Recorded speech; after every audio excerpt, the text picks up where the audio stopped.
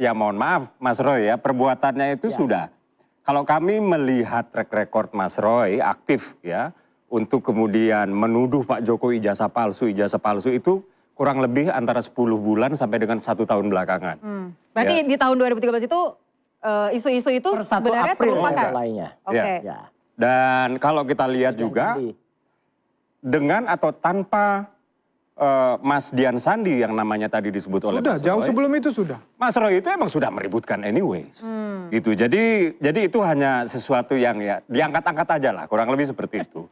Ya kalau salah kita ributin dong. Ya silakan. Tapi itu sebenarnya antara Mas Roy dengan Mas Dian Sandi aja. Ya, karena itu tidak ada hubungannya dengan kita, itu tidak ada hubungannya dengan Pak Jokowi dan tidak ada hubungannya dengan penyelesaian kasus ini, kurang lebih seperti itu.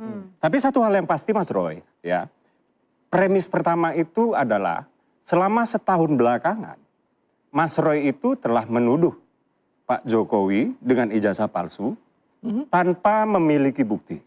Jangankan memiliki, memegang ijazah Pak Jokowi aja, Mas Roy nggak pernah. Apakah saya betul Mas Roy? Loh, tapi ada bukti ya Bang? Siapa yang sekarang pernah lihat ijazah atau pegang bukti? Sampai terakhir kemarin dalam acara lalu tuduhan tersebut datangnya dari mana Mas Roy? Iya, karena jelas ijazah yang tampilkan, bahkan ada orang namanya Andi Aswan. Ya saya sebut aja karena tadi udah dilaporkan. Ya, dia menunjukkan ini scan asli dari ternyata palsu juga. Nggak ada.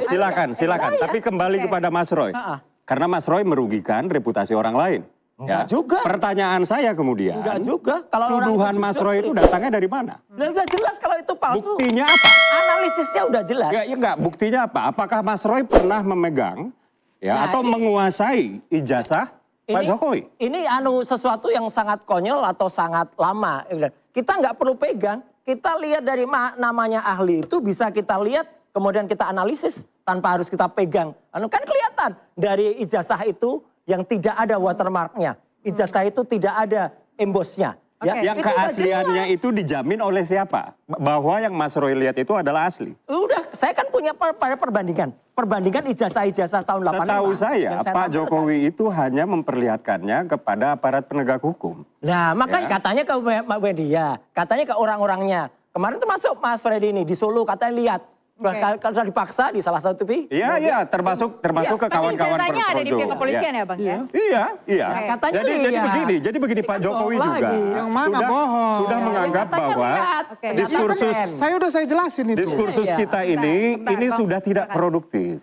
Ya, dan Pak Jokowi ingin menghentikan ini semua. Tunjukkan ijazahnya kalau produktif, Mas. Di samping kerugian imaterial